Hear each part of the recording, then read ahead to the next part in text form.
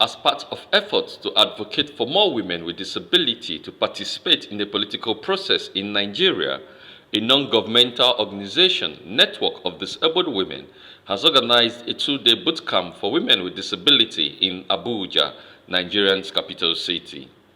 Founder, Network of Disabled Women, Lois Alta said, the bootcamp is an avenue to educate women with disability on the need to rise to the occasion of political process in Nigeria.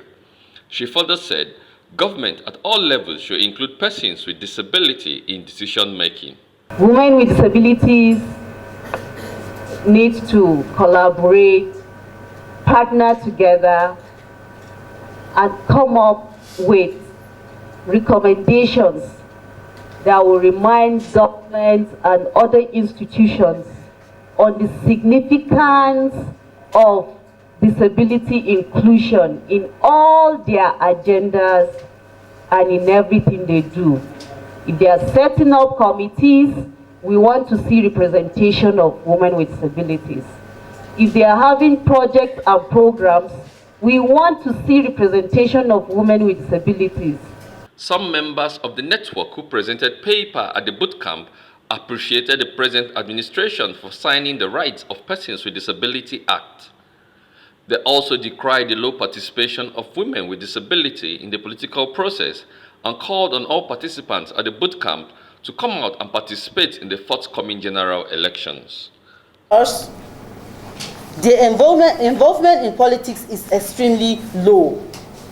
So that's where our problem comes. Our involvement is very, very low. Somebody like me, I think the only election I've not voted was the last one, because I couldn't travel, because I did my registration in Jos. So I could not travel, but I make sure that I cast my vote every year. And this year, this coming election, I'm going to do it in Abuja. No more traveling to Jos again. Do we run home for election? And when we get home, do we vote? Women with disabilities, if you are in Abuja, try to do the right thing so that you'll be protected. It's only a woman who has a child with disability that will be able to know that this church is not well fixed. How will my child get there? But the men don't even think of it that way. So women with disabilities, we have children. Even if you don't have children, won't you have children tomorrow? Let's do something about it. By having the Nigerian Disability Act, Nigeria has boldly taken its first step to ratifying the provisions of the UNCRPD. And the focus of today is Article 29. Article 29 says that persons with disabilities have the right to fully and effectively participate in the political and public life of Nigeria.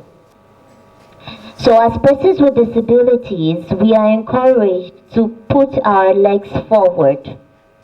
If we look at the statistics of female participation in politics in Nigeria so far, it has not been encouraging.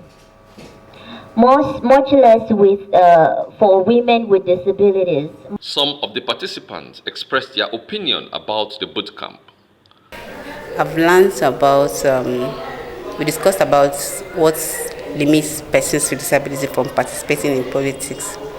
We've learned about our problems, what affect us, what our challenges are, and talked about how to go around it. We focused on building our capacity.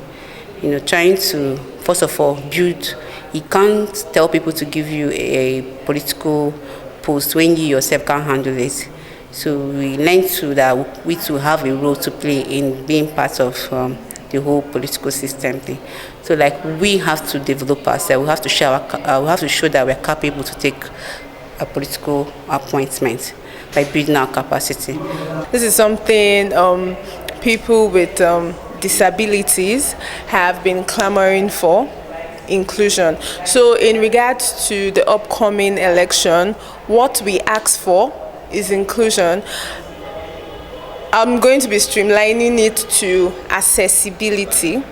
to the polling unit, whenever a person with disability think of the stress and everything he or she has to go through before getting their voter's card or actually voting, that alone makes you feel discouraged. So if an accessible provision is being made, it's really going to make things easy.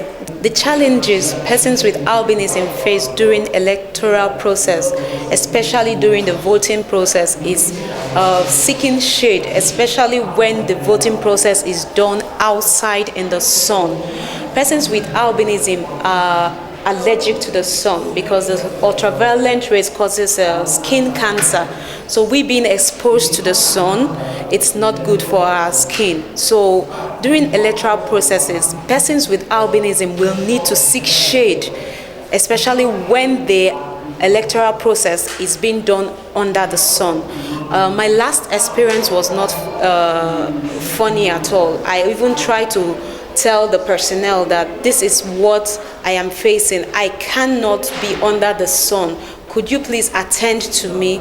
But my pleas were on deaf ears. So I think the Independent National Electoral Commission needs to make available a process where persons with albinism and persons with disability can vote without challenges. The theme for the two-day bootcamp for women with disability is political participation, legislative process, and advocacy. Emmanuel Onu, News 24.